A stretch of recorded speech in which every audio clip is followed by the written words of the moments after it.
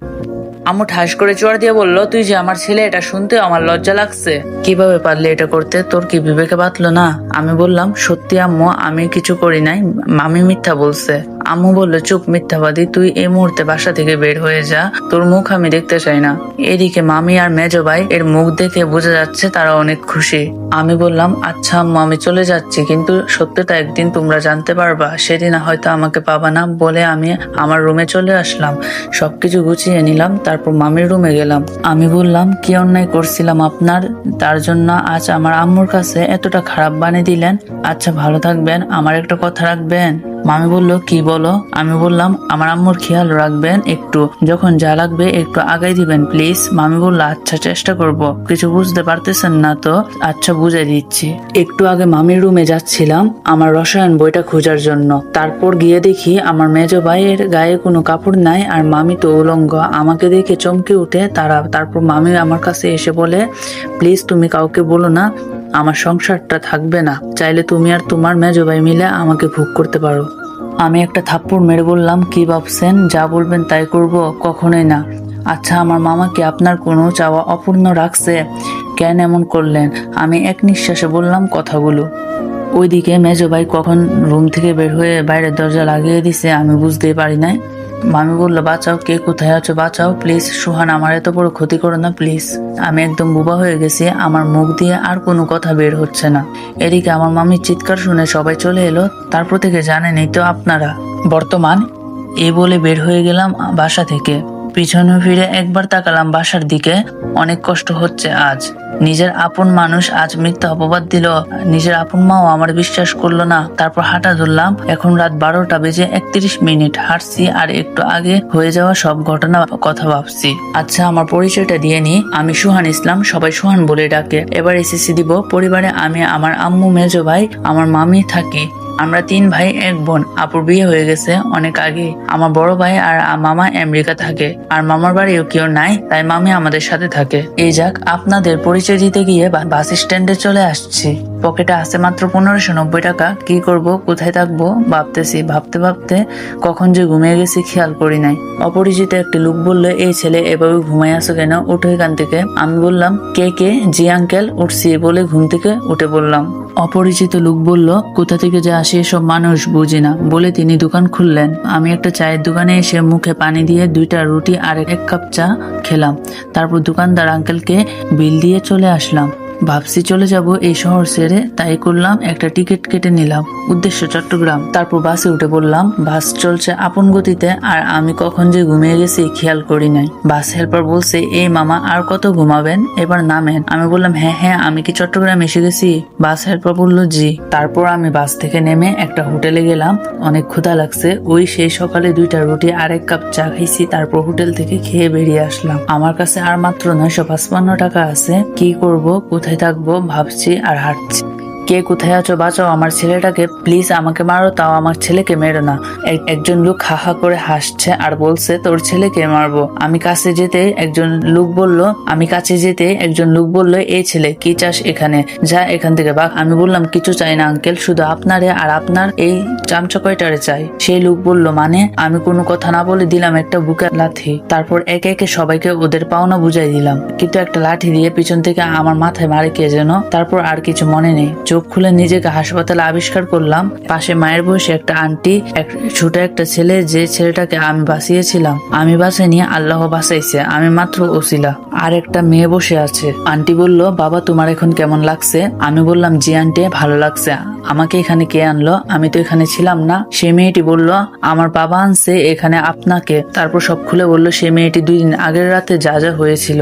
আমি বললাম, আমার জন্য এত কষ্ট করতে গেলেন কেন? তারপর একজন অপরিচিত লোক রুমে ঢুকতে ঢুকতে বলল, কি যে বলো, তুমি আমার ছেলের আর আমার জীবন বাঁচিয়েছো, আর আমরা তোমার বাঁচাবো না? সে লোকটা বলল, আচ্ছা বাবা, তোমার বাবা মা কারো নাম্বার বলো, আমি তাদের আসতে বলি। আমি বললাম, আসলে এই শহরে আমার আপন বলতে কেউ নেই। আঙ্কেল বলল, কেন, তাহলে তুমি এখানে কি করছো? আমি বললাম, সে অনেক কাহিনী, অন্য একদিন বলবো। বলে উঠতে যাব এমন সময় সে মেয়েটি বলে, এই ছেলে কোথায় যাচ্ছ? আমি বললাম, হাসপাতালের বিল দিয়ে দেখি কোথায় যাওয়া যায়। আন্টি বলল, কি বলো বাবা এসব? কোথাও যেতে হবে না তোমার, তুমি আজ থেকে আমাদের সাথে থাকবে। আমি বললাম কিন্তু তো। সে মেয়েটি বলল কোনো কিন্তু না, মাম্মি যা বলেছে তাই হবে। কি বলো বাবা? আঙ্কেল বলল মামনি আমিও এটাই চাইছিলাম, কিন্তু তোমার মা তো বলে দিল। তারপর হাসপাতাল থেকে ডাক্তারের অনুমতি নিয়ে সিএনজি নিয়ে আমি আর সবাই আঙ্কেলের বাসায় সামনে চলে আসলাম। আমি বললাম আন্টি এটা কি আপনাদের বাসা? আন্টি বলল কেন বাবা পছন্দ হয় নাই? আমি বললাম এত সুন্দর বাড়ি আমি কোনোদিন চোখে দেখি নাই। সে মেয়েটি বলল হয়েছে হয়েছে, আর পাম মারতে হবে না, ভিতরে চলেন। তারপর আমাকে একটা রুম দেখিয়ে দিল। আমি গিয়ে ফ্রেশ হয়ে বিছানায় গা এলিয়ে দিলাম। তারপর কখন যে ঘুমিয়ে গেছি মনে নাই। এই যে আম্মু খেতে ডাকছে আপনাকে। আমি বললাম আম্মু যাও আমি আসতেছি। সে মেয়েটি রেগে বলল এই ছেলে আমি কোন দিক থেকে তোমার আম্মু লাগি? হ্যাঁ, সে তো রেগে ফায়ার। আমিও উঠে গেছি, ফ্রেশ হয়ে নিচে চলে আসলাম রাতের খাবার খেতে। তারপর টেবিলে বসলাম, খাচ্ছি। তারপর আঙ্কেল তার মেয়ের সাথে আমাকে পরিচয় করিয়ে দিলেন। মেয়েটা আমার সাথে পরে, নাম নুসরাত জাহান কনক। খাওয়া শেষ করে আমি আমার রুমে চলে আসলাম। তারপর শুয়ে আছি, এমন সময় আমার রুমে চলে এলো সবাই। আঙ্কেল বলল বাবা কি হয়েছে তোমার সাথে আমাদের বলো। আমি ওদেরকে সব বললাম। আপনারা তো জানেনই, তাই আপনাদের আর বললাম না। দেখি সবার চোখে পানি। কনক বলল মানুষ এতটা খারাপ হতে পারে, তাও নিজের মায়ের পেটের ভাই। আমি বললাম আচ্ছা বাদ দেন আঙ্কেল, আপনারা যান ঘুমিয়ে পড়েন। আন্টি বলল আচ্ছা বাবা গুড নাইট বলে চলে গেল তারা, কিন্তু শুধু কনক থেকে গেল। কনক বলল আচ্ছা আমরা কি বন্ধু হতে পারি? আমি বললাম একজন খারাপ ছেলের সাথে আপনি বন্ধুত্ব করবেন? হাস্যকর। কনক বলল একদম মেরে ফেলবো যদি আবার নিজেকে খারাপ বলো। আমি বললাম আচ্ছা আজ থেকে আমি আর আপনি বন্ধু, ওকে? কনক বলল বন্ধু হলে আপনি না তুমি বলতে হয়। আমি বললাম আচ্ছা বলবো, এখন যাও ঘুমাও, গুড নাইট। কনক বলল আচ্ছা ঘুমিয়ে পড়ো তুমি, বলে কনক আমার রুম থেকে চলে গেল। আমিও ঘুমিয়ে পড়লাম। ঘুম ভাঙলো ফজরের মিষ্টি আজানে। আমি উঠে উজু করে মসজিদে গেলাম। তারপর নামাজ পড়ে একেবারে বাসায় চলে আসলাম। এসে ছাদে গেলাম, এই শহরটা দেখছি। এমন সময় পিছন থেকে কে আমার কাঁধে হাত রাখে। আমি তো দেখে অবাক। সে লোকটি আর কেউ না, সে হলো কনক। কনক বলল তুমি এখানে কি করছো এত সকালে? আর কখন ঘুম থেকে উঠলা? আমি বললাম এই তো নামাজ পড়ে একটু ছাদে আসলাম। তুমি কখন ঘুম থেকে উঠলা? কনক বলল এই তো কিছুক্ষণ আগে। আচ্ছা তুমি থাকো, আমি কফি বানিয়ে আনছি। আমি বললাম আচ্ছা। তাই বলে কনক চলে গেল কফি বানাতে। আর আমি ভাবছি আমার সাথে হয়ে যাওয়া ঘটনা। কনক বলল এই ধরো তোমার কফি, ঠান্ডা হয়ে যাচ্ছে তো। আমি বললাম ও হ্যাঁ দাও, বলে আমি কফি খাচ্ছি। আচ্ছা তোমার পড়ালেখা কেমন হচ্ছে? কনক বলল মোটামুটি চলছে। আচ্ছা শুনো, তোমার বড় ভাই কি তোমাকে বিশ্বাস করবে যে তোমাকে ফাঁসানো হয়েছে? আমি বললাম জানি না, কিন্তু সে আমাকে অনেক বিশ্বাস করত। জানি না এখন করবে কিনা। কনক বলল আচ্ছা নিচে চলো, নাস্তা করতে হবে। আমি বললাম চলো।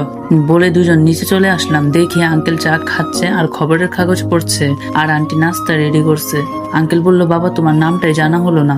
আমি বললাম জি আমার নাম সুহান ইসলাম, সবাই সুহান বলে ডাকে। আঙ্কেল বলল আচ্ছা সুহান, এখন নাস্তা করে কনকের সাথে স্কুলে যাবো, ওকে? আমি বললাম সে যদি আমাকে সাথে না নেয় আমি কি করব? কনক সিঁড়ি দিয়ে নামতে নামতে বলল আমি কি তোরে বলছি যে আমি সাথে নিব না? আমি তো কনকরে দেখে অবাক। কি যে বলবো ভাই, একদম নায়িকা নায়িকা ভাব লাগছে। তার থেকেও বেশি নীল শাড়ি, নীল ব্লাউজ, নীল চুড়ি। তার থেকে বেশি আরো ভালো লাগছে তার চুল গুলো, যা লাগছে না। আমি ওর দিকে হা করে তাকিয়ে আছি। কনক বলল এই যে এত দেখতে হবে না, আমি কোনো পড়ি না যে হা করে তাকিয়ে থাকবা। আঙ্কেল হা হা করে হাসতে হাসতে বলল আমার মেয়ে পরি থেকে বেশি সুন্দর। কি বলো সিয়ামের আম্মু? ও হ্যাঁ, আমার তো মনেই নাই কনকের ছোট ভাইয়ের নাম সিয়াম, এখন মনে পড়লো। আন্টি বলল আমার মেয়ে অনেক সুন্দর। আচ্ছা বাদ দাও, আসো খেতে আসো। বলে সবাই খেতে বসলাম। আমি লজ্জার জন্য খেতে পারছি না, আবার ক্ষুধার জ্বালায় থাকতেও পারছি না। কনক বলল সুহান এটা তোমার নিজের বাড়ি ভাবতে পারো, তাই লজ্জা না পেয়ে পেট ভরে খাও, আবার বেশি খেও না, তাইলে পেট ফেটে সব বাইরে বেরিয়ে যাবে। বলে সে হাসতে লাগলো। আমি তো লজ্জায় শেষ। কি করব, খাবার টেবিল থেকে উঠে রুমে চলে আসলাম। শালা আর আমি বলে বেশি খাই, আমাকে বকা হচ্ছে তাই না? বলে আমার পাশে বসে বলল সাথে নাস্তা নিয়ে আসছে। আমি বললাম আমার আর খেতে ইচ্ছে করছে না, নিয়ে যাও তুমি। কনক বলল কি বললে আবার বল কুত্তা। বলে আমার মুখের মধ্যে একটা টুকরো রুটি দিল। জীবনে এই প্রথম কোনো মেয়ে আমাকে খাইয়ে দিতেছে। খাওয়া শেষ করলাম, তারপর রেডি হয়ে বের হলাম। কনকের সাথে কনক ওদের গাড়ি বের করতে বলল, ড্রাইভারকে কিন্তু আমি নিষেধ করলাম। আমি বললাম কনক আমরা রিক্সায় করে যাই। কনক বলল আচ্ছা, বলে রিক্সায় ডাক দিল। তারপর রিক্সায় উঠে বললাম। কনক বলল এদিকে সরে আসো, পড়ে যাবে তো তুমি। আমি বললাম না ঠিক আছে, সমস্যা নাই, পড়বো না। কনক বলল আমি বলছি তুমি সরে আসো নাই, তোমার তো না না না না না এই তো সরে আসছি। বলে একদম ওর ঘা ঘেসে বসলাম। অনেক ভালো লাগছে, আজ এই প্রথম কোনো মেয়ের সাথে রিক্সায় করে যাচ্ছি। তারপর রিক্সা একটা শপিং মলের কাছে এসে থামলো। কনক নেমে পড়লো। আমি বললাম আমাদের যাওয়ার কথা, তোমার স্কুলে তো শপিং মলে আনলে যে? কনক বলল এত কিছু বলতে পারবো না তো, খালি প্রশ্ন করো। রিক্সাওয়ালা বলল মামা আমার ভাড়াটা দিয়ে দেন, আমি চলে যাই। কনক বলল ও ও হ্যাঁ আঙ্কেল বলে ব্যাগ থেকে 500 টাকার একটা নোট বের করে এগিয়ে দিল। রিক্সাওয়ালা বলল ম্যাডাম আমার কাছে তো খুচরা নাই, আপনি খুচরা টাকা দেন। কনক বলল আরে সবটাই রেখে দেন, সমস্যা নেই। রিক্সাওয়ালা বলল ম্যাডাম আপনার মতো ভালো মানুষ আমি কখনো খুঁজে পাই নাই, যেখানে মানুষ 50 টাকা দিতে গিয়ে গালাগালি করে আপনি 500 টাকা দিয়ে দিলেন, আল্লাহ আপনাকে ভালো করুক বলে সে চলে গেল। তারপর কনক আমার জন্য 4টা জিন্স প্যান্ট, 4টা টি শার্ট, 4টা শার্ট আর 3টা ট্রাউজার নিল আর 2টা লুঙ্গি। তারপর মার্কেট থেকে বের হয়ে একটা মোবাইল শোরুমে গেল আর একটা মোবাইল কিনলো। আমি কিন্তু দেখি নাই কি ফোন, তাই বলতেও পারলাম না। তারপর বাসায় চলে আসলাম, এসে কলিং বেল দিলাম, আন্টি খুলে দিল। আমি বললাম আন্টি আঙ্কেল কোথায়? আন্টি বলল তোমার আঙ্কেল অফিসে গেছে। আমি বললাম ও আচ্ছা বলে রুমে চলে আসলাম। তারপর ফ্রেশ হয়ে একটা ঘুম দিলাম। আমি ঘুমের দেশে কিন্তু আমাকে কে যেন একটা ডাক দিল। আমি তার দিকে তাকিয়ে অবাক। সেই লোকটি আর কেউ না, তিনি হলেন আঙ্কেল। আঙ্কেল বলল সোহান ঘুম থেকে উঠো, লাঞ্চ করতে হবে, তো উঠে পড়ো বাবা। আমি জি বলে ওয়াশরুমে চলে গেলাম। ফ্রেশ হয়ে নিচে গিয়ে টেবিলে বসলাম। তারপর কনক খাবার বেড়ে দিল, খাচ্ছি আর টুকটাক কথা বলছি। আঙ্কেল বলল আচ্ছা সুবান তোমার কি কোনো ইচ্ছা আছে? আমি বললাম জি আঙ্কেল, পড়াশোনাটা চালিয়ে যেতে চাই আর নিজের পায়ে দাঁড়াতে চাই। আন্টি বলল তোমার বুদ্ধি আছে বটে, তুমি কনকের সাথে কোচিং ক্লাস ওর হোম টিউটারের কাছে পড়বো ওকে? আমি বললাম আচ্ছা আন্টি বলে খাওয়া শেষ করে রুমে চলে আসলাম। এর মধ্যে কনক চলে আসলো আমার রুমে। কনক বলল কি করতেছো সুহান? আমি বললাম কিছু না, শুয়ে আছি। কনক বলল তোমার জন্য একটা সারপ্রাইজ আছে, চোখ বন্ধ করো। তারপর আমি চোখ বন্ধ করলাম। কনক বলল এবার চোখ খুলো। আমি চোখ খুলে দেখি একটা ব্যাগ আর একটা স্মার্ট মোবাইল ভিভো Y21 আর ব্যাগ খুলে কালকের কেনা কাপড় চোপড় পেলাম। তারপর কনক বলল রেডি হতে বাহিরে যাবে। আমিও রেডি হয়ে রুম থেকে বের হলাম। ওমা দেখি সবাই আমার দিকে তাকায় আছে। কালো পাঞ্জাবি, কালো জিন্স, কালো জুতা, এক কথায় সবই কালো কালারের। আন্টি বলল আজ দেখি ছেলেকে খুব মানান লাগছে। কনক অনেকটা অবাক হয়ে বলল এই ছেলেটাকে আম্মু? আন্টি বলল আরে সুহানু, সত্যি আজ ওকে অনেক সুন্দর লাগছে, যে কোনো মেয়ে দেখলে পাগল হয়ে যাবে। কনক ফিসফিস করে বলল আমি পাগল হলেই হবে। আমি বললাম কিছু বললা কনক? কনক বলল কিছু বলিনি, তো চলো। আন্টি বলল মা সাবধানে যাবে আর তাড়াতাড়ি চলে আসবি। আন্টির কাছ থেকে বিদায় নিয়ে বের হলাম একটি রিক্সা নিয়ে। তারপর একটা পার্কের সামনে এসে রিক্সা ভাড়া মিটিয়ে একটা বেঞ্চে এসে 2জন বসলাম। আমি বললাম কনক বাদাম খাবা? কনক বলল আমি বললাম আচ্ছা থাকো আমি নিয়ে আসি বলে আমি চলে গেলাম বাদাম আনতে। তারপর বাদাম কিনে এনে দেখি কিছু ছেলে ওর কাছে গিয়ে ওরে খারাপ খারাপ প্রস্তাব দিচ্ছে। কথাগুলো এরকম, একটা ছেলে বলছে মামা এই মালটা তো আজ সারা রাত খেতে পারবো, ওহ ফিগারটা দেখছোস একদম টাটকা, বয়ফ্রেন্ড বানিয়ে দিছে মনে হয়। অন্য আরেকটি ছেলে বলছে হ মামা মালটা একদম খাসা বলছে আর ওর গায়ে হাত দেওয়ার চেষ্টা করছে। আমার তো মাথায় রক্ত উঠে গেল। আমি ওদের দিকে গিয়ে আমি বললাম ভাই তোমরা কি একা একা খাবা, আমারও একটু খাওয়ার সুযোগ দাও। কনক আমার আশা দেখে একটু ভয় কম পেলেও আমার কথা শুনে আবার সে সব আশা ছেড়ে দিল। সেই ছেলেটা বলল ওই শালা তুই কেড়ে, আর এই মালটারে আমরা 3জনে খাবো, অন্য কাউকে খেতে দিব না। এবার আমি রাগ সামলাইতে পারলাম না, দিলাম একটা নাকে ঘুষি। নাক দিয়ে রক্ত গল গল করে বের হয়ে গেল।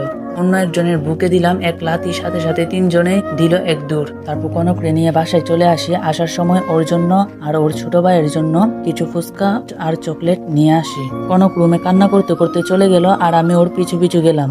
তারপর কনক এমন একটা কাজ করলো যা আমার সত্যি অনেক রাগ উঠলো। কাজটি হলো অনেক রাগ উঠলো। কাজটি হলো কনক এমন একটা কাজ করলো যা আমার সত্যি অনেক রাগ উঠলো। কাজটি হলো আর চকলেট নিয়ে আসি। কনক রুমে কান্না করতে করতে চলে গেল আর আমি ওর পিছু পিছু গেলাম। তারপর কনক এমন একটা কাজ করলো আমার সত্যি অনেক রাগ হলো। কাজটি হলো আমি দরজা ধরেছিলাম আর ও ওই দিক থেকে দরজা বন্ধ করে দেয়, যার কারণে আমি হাতে অনেক ব্যথা পাই। এক পর্যায়ে একটু জোরে চিৎকার করে উঠে ফেলি। আন্টি চলে আসে আমার কাছে, এসে দেখে আমি বসে হাতের ব্যথায় ছটফট করছি। আন্টি বলল বাবা এইমাত্র বাহির থেকে আসলা, আর কি হয়ে গেল?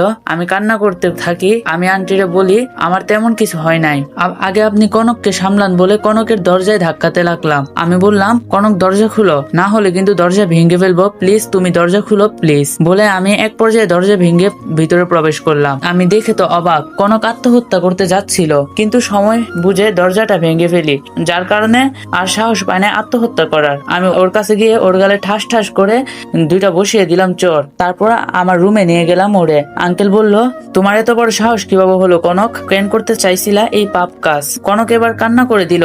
তারপর ফুফিয়ে ফুফিয়ে বলতে লাগলো। কনক বললো, আমরা একটা পার্কে বসেছিলাম, কি মনে হলো বাদাম খেতে ইচ্ছে হলো। তারপর সোহান রে বললাম বাদাম আনতে, সে বাদাম আনতে গিয়েছিল, আর ওই ফাঁকে আমাকে ওরা টিচ করে, আরো অনেক খারাপ ভাষায় গালাগালি করে, যার কারণে আমি আত্মহত্যা করতে চেয়েছিলাম বলে ফুফাতে লাগলো। আন্টি বলল, মোটেও তুমি এখনো বুদ্ধিমান হয়ে উঠো না, বুঝলা? সোহানের দিকে একটু খেয়াল করে দেখো, কত বড় একটা মিথ্যা অপবাদ মাথায় নিয়ে ঘুরে বেড়াচ্ছে, কিন্তু ও কি তোমার মতো এই পাপ কাজ করতে গেছে? কনক চুপ। আঙ্কেল বলল, তোমার আম্মু কি বলেছে তার উত্তর দাও। কনক বলল, আর হবে না এমন ভুল বাবাই, এবারের মতো মাফ করে দাও বলে কান্না করতে লাগলো। আমি বললাম, আন্টি যা হয়েছে বাদ দেন তো, আমার অনেক ক্ষুধা লাগছে, চলেন ডিনার করি। কনক বলল, এমন পেটুক আমি আগে দেখি নাই বলে দূরে ওয়াশরুমে চলে গেল। আমি পেটুক তাই না, পরে দেখে নিব বলে নিচে চলে গেলাম। তারপর একটা চেয়ার আগায় নিয়ে বসে পড়লাম। আজ আমার পছন্দের খাবার রান্না হয়েছে, বিরিয়ানি আর ঝাল ঝাল কষা গরুর মাংস, আরো অনেক কিছু রান্না হয়েছে, কিন্তু আমি ওই দুইটা খাচ্ছি। আহ কি টেস্ট, খাচ্ছি আর বলছি। কনক নিচে নামতে নামতে বলল, আমাকে একা রেখে খাওয়া শুরু করে দিলা? আমি বললাম, একটু বেশি ক্ষুধা লাগছিল তাই। তারপর আন্টি কনকের প্লেটে খাবার বেড়ে দিল, সবাই খাচ্ছে আর গল্প করছে। আমি বললাম, আঙ্কেল আপনার অফিস কেমন চলছে? আঙ্কেল বলল, আলহামদুলিল্লাহ অনেক ভালো চলছে বাবা। তা তোমার এখানে ভালো লাগছে তো নাকি মন খারাপ? আমি বললাম, না আমার সত্যি অনেক ভালো লাগছে এখানে, কিন্তু আমার মনের মধ্যে যে কি হচ্ছে আমি জানি শুধু। আজ কয়দিন মা বলে ডাকতে পারি না, মায়ের হাতে রান্না খাই না, ভাবতে ভাবতে 2 ফুটো চোখ দিয়ে নোনা জল বেরিয়ে গেল। আন্টি বলল, বাবা কান্না করছো কেন? আমি বললাম, না আন্টি কিছু না, চোখে কি যেন পড়ছে তাই পানি বের হয়ে গেছে বলে খাওয়া শেষ করে আমার রুমে চলে আসলাম। একটা লুঙ্গি একটা টি শার্ট পরে নিলাম, তারপর কনকের দেওয়া ফোনটা হাতে নিলাম, তারপর শুয়ে পড়লাম। অনেকদিন ফেসবুকে যাই না, আজ আইডিটা লগ ইন করলাম। উমা 300+ এসএমএস গুলো এমন ছিল, ভাই আপনি আর গল্প দেন না কেন, অনেক মিস করি আপনারে। আবার আমার কিছু কাছের মানুষ আমার খোঁজ জানতে চাইলো। তারপর আমার চোখ আটকে যায় একটি এসএমএস এর দিকে, যা দেখে আমার চোখ কপালে উঠে যায়। এসএমএসটি ছিল আমার মেজো ভাইয়ের। মেজো ভাই লিখছিল, কিরে কেমন আছিস, আমারে মাফ করে দিস রে, অনেক বড় অন্যায় করে ফেলছি আমি তোর সাথে। আর একটা কথা কি জানিস, আমি একদিন আমার রুমে বসে টিভি দেখতেছিলাম, আর আমার মামি তখন আমার রুমে এসে আমার কুলে বসে পড়ে। তারপর তিনি ওই খারাপ প্রস্তাব দেয়, আমি যদি ওইটা তার সাথে না করি তাহলে সে এখন চিল্লাচিল্লি করে আমাকে ফাঁসিয়ে দিবে। তাই আমি বাধ্য হয়ে তার সাথে এই নোংরা কাজ করতাম। আর মেন কথা, মামির তো বাচ্চা হয় না, তার কারণে সে আমার কাছে আসতো। আমি তোর কাছে অনেক বেশি অন্যায় করে ফেলেছি, পারলে আমাকে মাফ করে দিস ভাই, আল্লাহ হাফেজ। আর কোনো কিছু লিখলো না। আমি এসএমএসটা দেখে সত্যি খারাপ লাগলো, তাই আর কোনো কিছু না ভেবে ঘুমানোর প্রস্তুতি নিলাম। ঘুমিয়ে গেলাম রাত 3:35। এত রাতে আমার ফোনে কে ফোন দিল, আর এটা তো আমার নতুন নম্বর, কে পেলো? এই কথাটা বলে কলটা কেটে দিলাম, কিন্তু আবার কল দিল, কল কেটে দিলাম। সাধারণত আমি কোনো অপরিচিত নাম্বারের কল রিসিভ করি না, তাই বারবার কল কেটে দিচ্ছিলাম। আবার কল দিল, কিন্তু এবার রিসিভ করলাম। করে রাগী কণ্ঠে বললাম, এই আপনার বিবেক বলতে কি কিছু নাই, বারবার কল কেটে দিচ্ছি তাও বিরক্ত করতেছেন? হ্যাঁ, আর এত রাতে কেন ফোন দিছেন, জানেন না এখন মানুষ ঘুমায়? অপরিচিত কণ্ঠে বলল, একটু ছাদে আসবা প্লিজ। আমি বললাম, কে? কনক। কনক বলল, আসো প্লিজ। আমি বললাম, এত রাতে ছাদে কেন? আর আঙ্কেল আন্টি দেখলে খারাপ ভাববে। কনক বলল, কেউ কিছু ভাববে না, আসতে বলছে আসো। আমি বললাম, আচ্ছা আসতেছি বলে ছাদে চলে গেলাম। কি হয়েছে যে এত রাতে আমাকে ছাদে ডাকলা? কনক বলল, সোহান, আমি তোমাকে যেদিন হাসপাতালে বেড়ে দেখি সেদিন তোমাকে আমি ভালোবেসে ফেলি, তোমার এই বুকে সারা জীবন থাকতে চাই। দেবে কি তোমার এই বুকে জায়গা? Love you Sohan, love you so much, do you love me? আমি তো অবাক, মেয়ে কি বলে? কিছু না বলে ওরে বললাম, আমি কখনো কারোর সাথে বিশ্বাসঘাতকতা করি নাই, তোমার বাবা আমাকে এখানে থাকতে দিছে, এমনকি আমার পরিবারের একজন মানে, আমি পারবো না তোমারে ভালোবাসতে, প্লিজ জোর করো না। এ কথাটা শুনে কনক কান্না করতে করতে চলে আসে রুমে। আমিও গিয়ে শুয়ে পড়ি। সকাল 9টা। আন্টি বলল, বাবা উঠে পড়ো, কনকের সাথে নাস্তা করে স্কুলে যাও। আমি ফ্রেশ হয়ে নিচে চলে আসলাম, তারপর নাস্তা করে ওর সাথে বের হলাম। রাস্তায় আমার সাথে একটাও কথাও বললো না। তারপর ওর স্কুলের সামনে এসে রিক্সা রিক্সা ভাড়া মিটিয়ে ভিতরে গেলাম। কনকের আশা দেখে ওর ফ্রেন্ডরা সব এগিয়ে আসে। একজন বন্ধু এসে বলল, কিরে তোর বয়ফ্রেন্ড নাকি? এটা দেখতে তো একদম নায়কের মতো। একটা বান্ধবী বলল, সত্যি এটা তোর বয়ফ্রেন্ড না হলে আমি প্রেম করতাম। ইস, দেখে তো প্রেমে পড়ে গেছি। কনক বলল, ওই থামবি, ও আমার বিয়ে হতে যাবে কেন? ও আমার বাসায় কাজ করে। তাই বাবা বলল ও আজ থেকে তোমাদের সাথে পড়তে যাবে, তাই তো নিয়ে আসলাম। দেখতে তো একটা খ্যাত। আমি কনকের কথা শুনে মনে অনেক কষ্ট পেলাম। চোখ দিয়ে 2 ফুটো নোনা জল বেরিয়ে এলো। সে মেয়েটি বলল, তুমি প্লিজ কষ্ট পেও না, ও একটু রাগী, আমি ওর হয়ে ক্ষমা চাচ্ছি। আমি বললাম, আরে সমস্যা নাই, চলো ক্লাসে চলো। বলে ক্লাস চলে গেলাম। স্যার রুমে ঢুকে সবার ভালো মন্দ খোঁজ নিতে গিয়ে আমার দিকে নজর যায়। স্যার বলল, এই ছেলে এখানে কি করতেছো, বের হয়ে যাও ক্লাস থেকে, বলে আমার কাছে আসতে লাগলো। কনক বলল, স্যার ওকে বের করবেন না প্লিজ, ও আমার বাসা কাজ করে, সাথে পড়াশোনা করে, ওরে বের করে দিবেন না স্যার। এটা শোনার পর ক্লাসে সবাই হাহা করে হেসে উঠলো, আর পাশাপাশি বলতে লাগলো, আজকাল চাকর বাকরও পড়াশোনা করে, বলে হাহা করে হাসতে লাগলো। আমি একটু কষ্ট পেলাম, কিন্তু সমস্যা নাই, আমাকে সামনে আগতে হবে, সবাইকে দেখিয়ে দিতে হবে যে আমিও পারি। তারপর স্যার ক্লাস শুরু করলো। আজ পদার্থ ক্লাস। এবার সবাইকে প্রশ্ন করলো আলোর প্রতিফলনের ব্যাখ্যা দিতে, কিন্তু সবাই চুপ করে থাকলো। আমি বললাম, স্যার আমি বলবো কি, বলে উঠে দাঁড়ালাম। তারপর সব বুঝিয়ে বললাম। তা দেখে কনক সহ সবাই অবাক, সব থেকে বেশি অবাক স্যার। স্যার বলল, তুমি তো দেখছি অনেক মেধাবী, আজ থেকে আমি তোমাকে পড়াশোনার সকল প্রকার সাহায্য করব। তারপর এক এক করে 6টা ক্লাস করে বাসায় চলে আসলাম। এসে ফ্রেশ হয়ে আবার রুমে গিয়ে ঘুমায় পড়লাম। ঘুম ভাঙলো আঙ্কেলের ডাক। আঙ্কেল বলল, বাবা কি হয়েছে তোমার? দুপুরেও খাও নাই, আবার এখনো ঘুমিয়ে আছো? কনক কি কিছু বলেছো তোমাকে? আমি বললাম, না আঙ্কেল, ও কিছু বলে নাই, বলে ঘুম থেকে উঠে পড়লাম। তারপর ফ্রেশ হয়ে খেতে গেলাম। তেমন খেতে পারলাম না, কষ্ট করে খেয়ে রুমে এসে শুয়ে গল্প লিখছি। অনেকদিন পর গল্প লিখতে বসলাম। রাত 12টার দিকে পোস্ট করে ঘুমাই গেলাম। সকালে উঠে স্কুল, তারপর কোচিং, এভাবে চলে আমাদের দিনকাল। দেখতে দেখতে 1 বছর কেটে গেল। এদিকে সুহানের পরিবার বড় ভাই ফোন করে বলছে, আম্মু আজ আমি আর আমার মামা বাংলাদেশ আসছি, আমাদের প্লেনটি চট্টগ্রাম বিমানবন্দরে ল্যান্ড করবে, তোমরা আমাদের নিতে এসো কেমন? আর সুহানের জন্য একটা গিফট আছে, আজ ওকে চমকে দিব। আচ্ছা এখন রাখি, বলে কল কেটে দিল। মামি বলল, আম্মু কে কল করেছিল? আম্মু বলল, সবুজ আর রাব্বি আজ বাসায় আসছে, তাই আমাদের চট্টগ্রাম যেতে বলল। মামি বলল, আমাকে সবুজ একবার জানানোর চেষ্টাও করলো না? মেজো ভাই বলল, আচ্ছা বাদ দেন মামি, আমরা কিন্তু চট্টগ্রাম বাসে যাব। মামি বলল, ওকে, বলে সবাই রেডি হয়ে নিলাম। তারপর বের হলাম চট্টগ্রাম। এবার চলো না আমাদের নায়কের কাছ থেকে ঘুরে আসি। এদিকে আমি বললাম, আন্টি কাল সন্ধ্যায় কুষ্টিয়া চলে যাব, পরশুদিন থেকে পরীক্ষা। কনক আমার কথা শুনে অনেক মন খারাপ করে। ও হ্যাঁ, আপনাদের তো বলাই হলো না। কনক আমার কলিজা।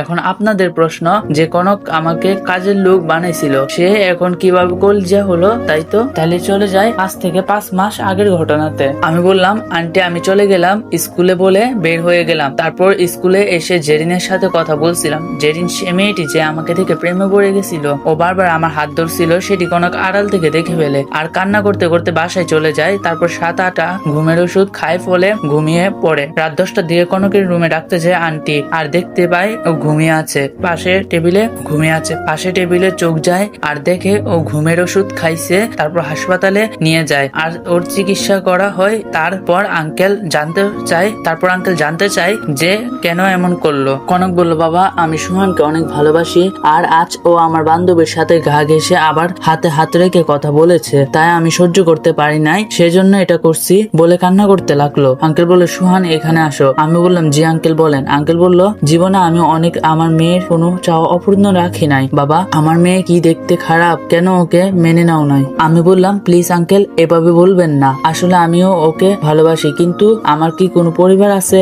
এখন না আছে টাকা পয়সা, মেইন কথা আমি আপনার বাড়িতে থেকে আপনার সাথে বেমানি করতে পারবো না কখনো। আন্টি বলল, আজ থেকে আমাদের আম্মু আব্বু বলে ডাকবো, ওকে? আমি বললাম, আপনারা যা বলবেন। তারপর ওকে বাসায় এনে অসুস্থ হয়ে গেল সেদিন রাতে। আমি বললাম, জান চলো খেতে চলো, আম্মু ডাকে। কনক বলল, আমি কারো জান না আর আমি খাবো না, বলে শুয়ে পড়লো। আমি টেবিল থেকে 1 প্লেট খাবার এনে, এই যে মহারানী এবার উঠে খেয়ে আমাকে উদ্ধার করেন। তারপর ওকে খাওয়াই দিলাম, আমিও খেয়ে নিলাম। তারপর ঘুমাই গেলাম। রাত 3টায় আমি ওকে ছাদে ডেকে আমি বললাম, ওর সামনে হাঁটু গেড়ে বসে একটা কালো গোলাপ নিয়ে, তুমি কি আমার বাবুর আম্মু হবা কি রাত জেগে গল্প করা সে মানুষ, হবা কি আমার সে মানুষটি যার জন্য একদিন অপেক্ষা করছিলাম? Love you Kanak, love you so much, do you love me? Kanak আমার হাত থেকে ফুলটা নিয়ে আমাকে জড়িয়ে ধরে বলল, আই লাভ ইউ টু সুহান, অনেক অনেক ভালোবাসি। এই পাগল মালটারে, বলে আমার ঠোঁটের সাথে ঠোঁট মিলিয়ে দিল। 5 মিনিট পর ছেড়ে দিল। আমি বললাম আমাকে কি মেরে ফেলার প্ল্যান করছো? কনক বলল এটা ভালোবাসা বলে আমার বুকে মুখ লুকালো। তারপর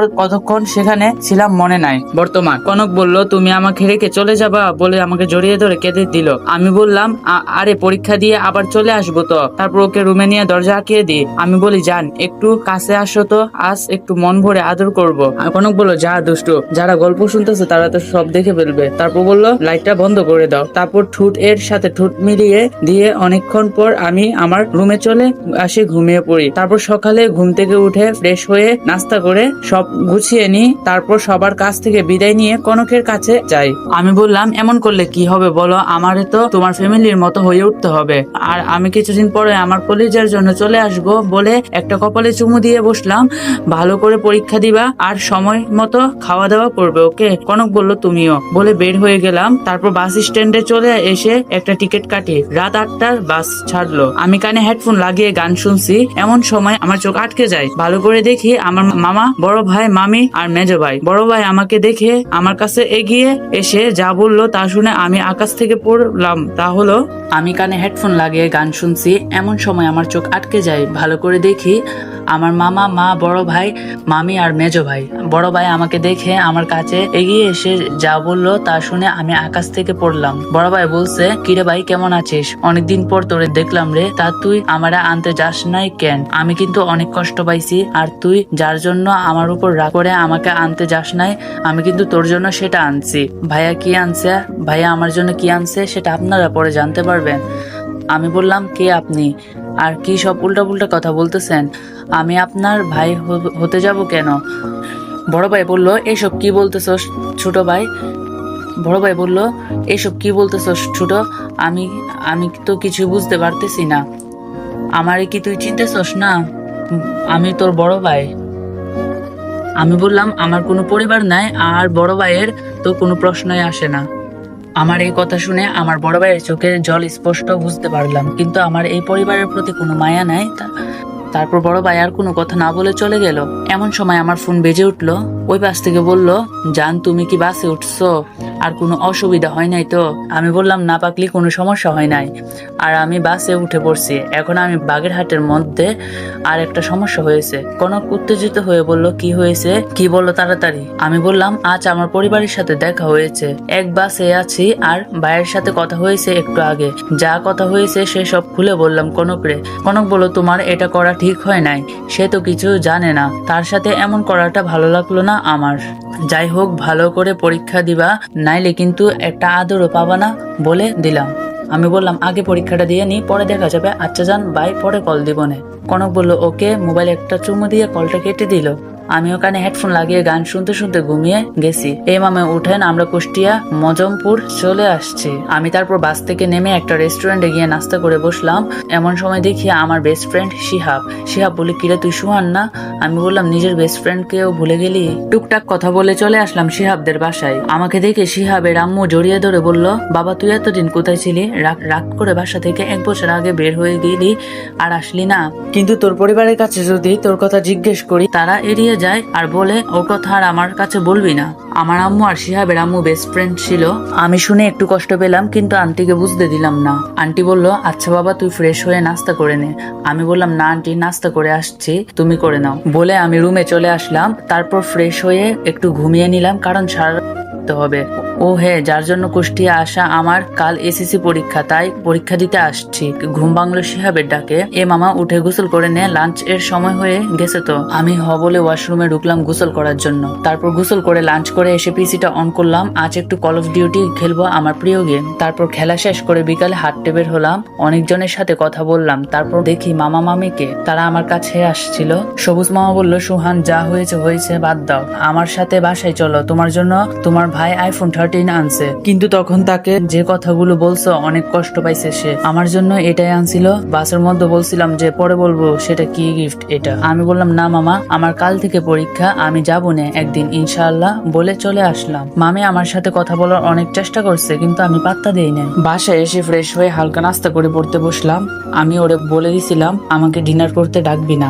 পড়া শেষ করে 4:31 বাজে দিলাম কনকরে কল। ও পাশ থেকে বলে, আপনার অ্যাকাউন্টে পর্যাপ্ত পরিমাণ টাকা নেই, অনুগ্রহ করে আবার রিচার্জ করে আবার চেষ্টা করুন, ধন্যবাদ। ধুরবাল, বিকাশে চলে গেলাম। আমার বিকাশে 10,090 টাকা আছে জমানো টাকা। ওমা, বিকাশে ঢুকে দেখি 40,799 টাকা। এত টাকা কিভাবে আসলো? কেউ ভুল করে দিয়ে দিল না তো? তাই বলে নোটিফিকেশন চেক করে দেখি আঙ্কেলের নাম্বার থেকে টাকা পাঠানো হয়েছে, তাও রাত 3:34-এ। আমি ভাবছি মেসেজ এলে তো নোটিফিকেশন বাজবে, কিন্তু বাজলো না কেন বলে ফোনের দিকে তাকিয়ে দেখি ফোন সাইলেন্ট করা। তারপর বিকাশ থেকে 109 টাকা রিচার্জ করে দিলাম কনকরে ফোন। কনক বলল, এই কে রে, এত রাতে কল দিলি? জানিস না এখন মানুষ ঘুমায়? আমি বললাম, আমার ডায়লগ আমারই দিতেছো? তা তোমার আজ পরীক্ষা, তুমি ঘুমিয়ে আছো কেন? কনক বলল, না, একটু আগে পড়া শেষ করে ঘুমিয়েছিলাম, আর তুমি দিলা কর, আমার তো ঘুমের 12টা বেজে গেল। আমি বললাম, আচ্ছা ভালো, এখন পড়তে বসো বলে কল কেটে দিলাম। তারপর ফজরের আজান দিল, আমি নামাজ পড়তে গেলাম। নামাজ পড়ে একটু হাঁটাহাঁটি করে চলে এসে পড়তে বসলাম। তারপর নাস্তা করে শিহাবরে নিয়ে চলে আসলাম পরীক্ষা দিতে।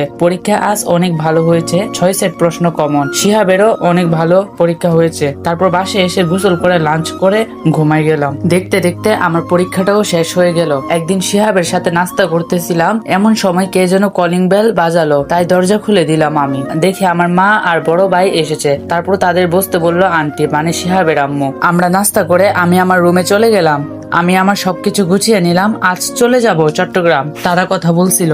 আম্মু বলতেছে, বান্ধবী, আমার ছেলের বিয়ে সামনের সপ্তাহে, তোরে কিন্তু আজই যেতে হবে বলে বিয়ের কার্ড হাতে দিল। তারপর আন্টি বলল, বাবা সেদিন তুমি হলে আর বিয়ের বয়স হয়ে গেল, তা বাবা তোমার হবু শ্বশুর কেমন আছে? ভাই তো লজ্জায় শেষ, ওখান থেকে বেরিয়ে আসলো। আমি বললাম, আন্টি আমি চলে যাচ্ছি বলে আন্টির হাতে 15,000 টাকা দিলাম। আন্টি বলল, বাবা এটা কিসের টাকা? আমি বললাম, এতদিন আপনার বাসায় থাকছি, তাই বাসা ভাড়া ও খাওয়ার খরচ। আন্টি ঠাস ঠাস করে 2টা চড় আমার গালে বসিয়ে দিল, আর রাগে গলায় বলল, তোরে আমি আমার শিহাবের মতো মানি, আর তুই কি না আমার বাসায় 1 মাস থেকে আমার বাসা ভাড়া দিতেছস? তোর কি টাকা বেশি হয়ে গেছে? বলে কান্না করতে লাগলো। আমার মা তো এটা দেখে স্ট্যাচু হয়ে গেছে। আর কোনো কথা না বলে বেরিয়ে আসতে যাব, এমন সময় আন্টি ডাক দিল, বলল, আর 10 দিন থাকবি, নাইলে আমার থেকে খারাপ কেউ হবে না বলে দিলাম। আমি আর কথা বলতে পারলাম না, আমার রুমে চলে গেলাম। তারপর সবকিছু রেখে শুয়ে পড়লাম। 5 দিন পর শিহাব বলল, মামা রেডি হয়ে নে, আজ বিয়া খেতে যাব। কত সুন্দর সুন্দর মাল দেখতে পারবো বলে হাসিতে ভেঙে পড়ল শিহাব। আমি বললাম, তোর বোনটা না সত্যি অনেক হট, একদম 1 নাম্বার মাল। শিহাব রেগে বলল, আমার বোনরে তুই মাল বললি, এটা আমি মানতে পারলাম না। আমি বললাম, এখানে যত মেয়ে আসবে তাদেরও তো তোর মতো ভাই আছে, তারা কি তাদের বোনকে মাল বলে? শিহাব বলল, দোস্ত আমি বুঝতে পারি নাই, বাদ দে, আর বলবো না কোনোদিন, চল এখন বিয়া খেতে। আমি বললাম, কার বিয়া রে, বললি না তো? শিহাব বলল, সেটা পরে জানতে পারবে, আগে চল। বলে চলে আসলাম। এসে আমি তো অবাক, কারণ আমি আমার বাসার সামনে, মানে আমার বড় ভাইয়ের বিয়ে। শিহাব বলল, কিরে হা করে কি তাকাই দেখিস, চল ভিতরে চল। আমি বললাম, শিহাব তুই যারে, আমি যাব না, এই বাসায় যেতে ইচ্ছে করে না আমার। শিহাব বলল, আমিও যাব না বলে ও বাসার দিকে যেতে লাগলো। ওর অভিমান দেখে আমি রাগ করে থাকতে পারলাম না, বললাম, বাসে যাওয়া লাগবে না, চল ভিতরে চল বলে বাসায় প্রবেশ করলাম। অনেকদিন পর আমার বাসায় ঢুকলাম। তারপর সোজা ভাইয়ের রুমে চলে গেলাম। আমি বললাম, আসসালামু আলাইকুম ভাইয়া, ভিতরে আসবো কি? ভাইয়া বলল, ওয়ালাইকুম আসসালাম, আসো। তারপর রুমের ভিতরে ঢুকলাম। আমি বললাম, কেমন আছো ভাইয়া? ভাইয়া বলল, অনেক ভালো, তুই? আমি বললাম, আল্লাহ যেভাবে রাখছে ওইভাবে আছি। ভাইয়া বলল, কিন্তু তুই বাসা ছেড়ে চলে গেছিলি কেন? আম্মু সামান্য মারছিল বলে? আমি বললাম, এমনি। এটা বলে আমি আমার রুমে চলে আসলাম। আমার রুমটা কেমন অগোছালো হয়ে আছে, তাই পরিষ্কার করে ওয়াশরুমে গেছি। এমন সময় কনক ফোন দেয়, আর তখন আমার রুমের পাশ দিয়ে শিহাব যেতেছিল। শিহাব কলটা রিসিভ করে। শিহাব বলল, আসসালামু আলাইকুম, কে বলতেছেন? কনক বলল, ওয়ালাইকুম সালাম, জান আমারে চিনতে পারো নাই? আমি কনক, আজ নতুন সিম লাগালাম। শিহাব বলল, সরি, আমি সোহান না, আমি ওর বন্ধু। কনক বলল, সোহান কোথায় গেছে? ওর কিছু হয় নাই তো বলে কান্না করে দিল। তারপর আমি ওয়াশরুম থেকে বের হয়ে বললাম, কে রে ফোন দিছে? তারপর শিহাব বলল, জানি না, দেখ তোর খোঁজ করতেছে। তারপর আমি বললাম, হ্যালো, কে বলতেছেন? কনক বলল, কুত্তা, আমি তোর বউ বলতেছে, আমারে চিনতে পারস নাই? তুই খালি একবার আমার কাছে আয়, তারপর তোরে কি করি দেখ। আমি বললাম, আরে আমার বউ দেখি রাগও করতে জানে, আমি আসলে তোমার নাম্বার খেয়াল করিনি, এমন আর হবে না জান। কনক বলল, আবার যদি হয় তোর খবর খারাপ করে ছাড়বো বলে দিলাম। আমি বললাম, বউটা এখন কি করে? কনক বলল, বসে আসি জান, তুমি কি করো?